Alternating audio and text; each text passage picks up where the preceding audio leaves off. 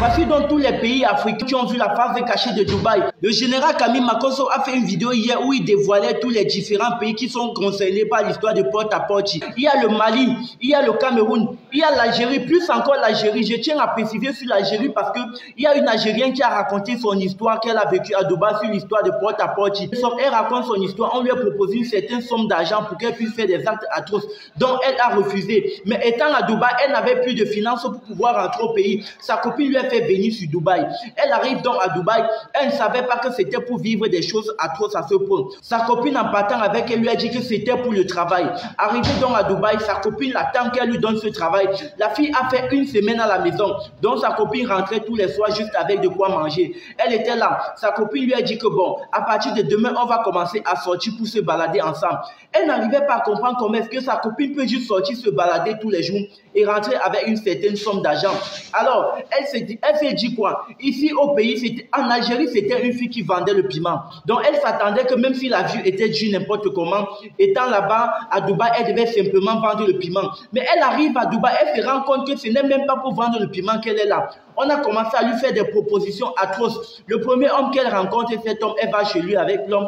L'homme commence à lui proposer certains trucs, mais elle n'arrivait même pas à comprendre, elle n'arrivait même pas à croire que c'était possible. Comment est-ce qu'on peut lui proposer qu'on va simplement mordre dans sa bouche et lui donner les millions? Elle n'arrivait même pas à stimuler cela, elle n'arrivait pas à croire que c'est possible. Mais comment l'homme qui veut faire ça va donc gagner quoi en faisant ce genre de choses? L'homme qui veut faire cela, qu'est-ce que ça doit lui rapporter? Parce qu'elle s'attendait que l'homme lui propose à coucher avec elle et abuser d'elle, mais ce n'était même pas le cas. Soit on doit lui proposer qu'elle va simplement se comporter comme un chien durant tout le long de la journée et elle va recevoir de l'argent. Ou alors en contrepartie, on va lui proposer encore autre chose.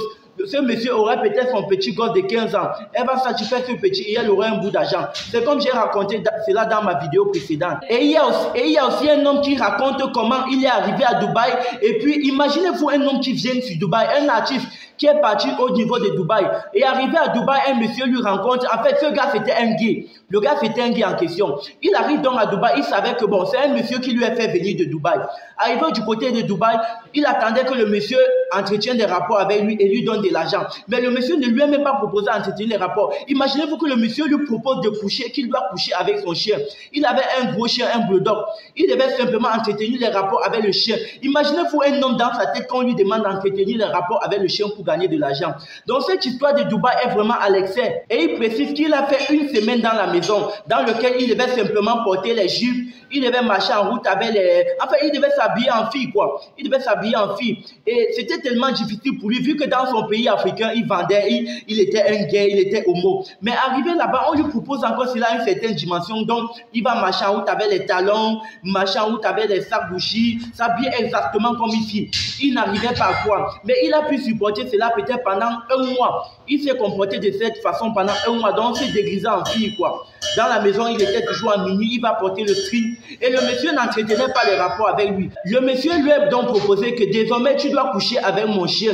Il n'arrivait pas à comprendre comment est-ce qu'il peut coucher avec le chien. En fait, quand il est venu, au moment de son contrat, on lui a dit, tu dois t'occuper du chien. Donc, tu dois t'occuper du chien. Lui, il savait que c'était nourrir le chien, retirer les selles du chien, laver et nettoyer tout, nettoyer le chien, amener le chien en balade. Lui, il savait que c'était ça qui était son contrat. Mais il arrive, il se rend compte qu'au moment de dire que s'occuper du chien, ça faisait dans son contrat, il était aussi inclus qu'il devait avoir des rapports avec ce chien. Donc, il n'avait pas compris. Le gars était donc dépassé pendant tous les séjours qu'il a fait à Dubaï, à un point où il voulait retourner en Afrique. Il n'y avait plus moyen de retourner en Afrique. Il n'y a pas que les influenceurs qui ont vu la phase noire de Dubaï. Il y a aussi les hommes. Je vais vous expliquer le pourquoi tous les stars africains, quand ils parviennent à réussir un peu, eux se retrouvent directement dans le pays de Dubaï. Vous allez comprendre une seule chose. Dubaï n'est pas un pays comme les autres. Dubaï, c'est un pays, c'est une ville en fait, où les hommes fortunés se refugient là-bas et essayent de manger de l'argent. Mais vous allez comprendre, si les hommes fortunés veulent juste se satisfaire, il y a assez de bordel, il y a assez de putes en France, il y a assez de putes à Dubaï. Ils sont simplement capables de payer une somme de 2 euros et avoir des rapports avec une femme au niveau de Dubaï. Mais ils sont toujours venus, les Africains. Vous allez comprendre pourquoi il y a toujours des Africains. Un blanc qui a son argent fait toujours venir une africaine pour avoir des rapports. Vous pensez qu'un homme qui a son argent, un homme fortuné, va faire venir une fille du Cameroun, va faire venir une fille du Mali ou du Congo ou du Burkina Faso ou du pays à côté, la Côte d'Ivoire ou du Nigeria pour avoir des rapports avec elle et lui payer? Il y a assez de femmes à Dubaï avec qui il peut entretenir ses relations.